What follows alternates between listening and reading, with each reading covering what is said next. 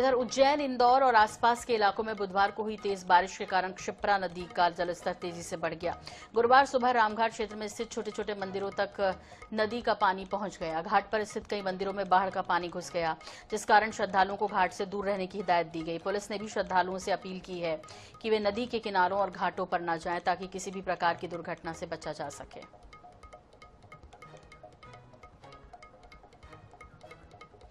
और इस पर ज्यादा जानकारी के लिए बात करेंगे हमारे सहयोगी राहुल यादव से, जो कि उज्जैन में मौजूद हैं। राहुल, ये दूसरी बार है जब क्षिप्रा के घाट डूबे हैं उज्जैन में इस सीजन में, और आज के क्या हालात हैं, फोरकास्ट क्या है, क्या कुछ जानकारी इस बारे में आपके पास?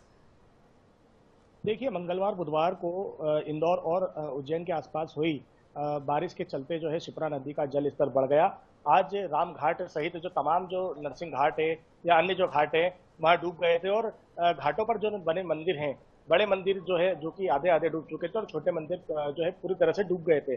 जैसे ही क्षिप्रा का जलस्तर देर रात से बढ़ना शुरू हुआ तो शासन प्रशासन द्वारा जो है लोगों को यहाँ पर घाटों के पास नहीं जाने की चेतावनी दी गई और लोगों को घाटों से दूर रहने की हिदायत दी गई। सुबह से ही जो है यहाँ पर देखा जा रहा था कि प्रशासन के जो होम गार्ड के जो सैनिक हैं, एनडीआरएफ की जो टीमें हैं, वे लगातार वहां पर मौजूद थी, और जो है घाटों पर जो दर्शनार्थी आ रहे थे उन्हें भी नहीं जाने दिया जा रहा था। हम बात करें तो दूसरी बार क्षिप्रा का जल स्तर यहाँ पर घाटों तक पहुंचा है। चूंकि क्षिप्रा का जो जल स्तर की हम बात करें तो हर साल जिस तरह से जो क्षिप्रा बड़े पुल से ऊपर बहती थी, उज्जैन बड़नगर रोड का जो ब्रिज है उसे पार कर देती थी, वो ब्रिज अभी तक पार नहीं हुआ है, लेकिन घाटों तक जो है मंदिर दूसरी बार इस बार जो है डूबे हैं। और लगातार जो है अभी वर्तमान की हम स्थिति बताएं तो वर्तमान में बारिश रुक चुकी है। आज सुबह से ही बारिश नहीं होने के चलते क्षिप्रा नदी का जलस्तर तेजी से नीचे उतर रहा है। जी बिल्कुल। और राहुल, आपसे ये भी जानना चाहेंगे कि ये तो क्षिप्रा और उसके घाट की बात हुई, पूरे उज्जैन के बारे में यदि बात करें तो वहां किस तरह के, चूंकि वहां पे भी समय समय पे इस तरह की खबरें आती रहती है कि बारिश के बाद हालात जो हैं वो बिगड़ते हैं। इस बार की यदि स्थिति की बात करें तो क्या देख पा रहे हैं पूरे उज्जैन शहर में? देखिए, इस बार जो है बारिश ने सबको, पूरे उज्जैन सहित आसपास के जो जिले हैं उन्हें निराश किया है। भले हम बात करें उज्जैन की, आगर की, रतलाम की या इंदौर के आसपास की, तो इस पूरे बेल्ट में अभी तक जो है बारिश बिल्कुल जो है जिस तरह से होना चाहिए थी वो नहीं हुई है। सावन में भी जो है जिस तरह से बारिश होती थी इस बार नहीं हुई है।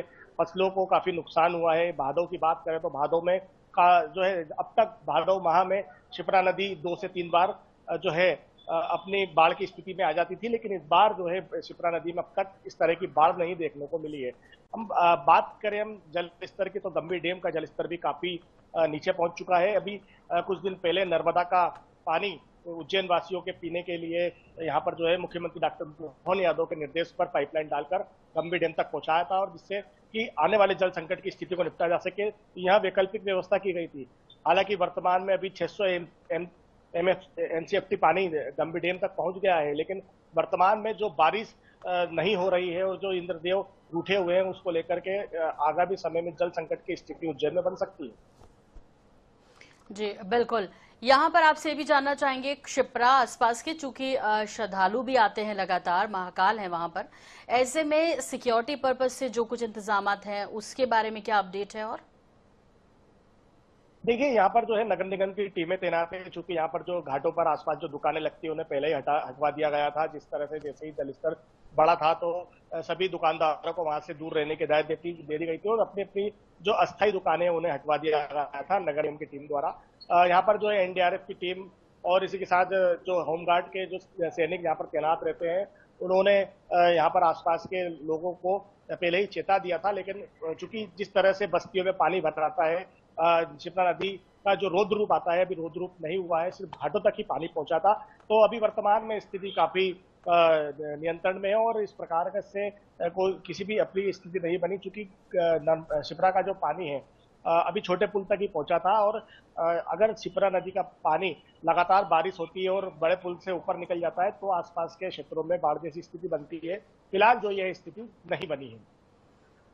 जी बिल्कुल, बहुत बहुत शुक्रिया इस तमाम जानकारी के लिए राहुल आपका।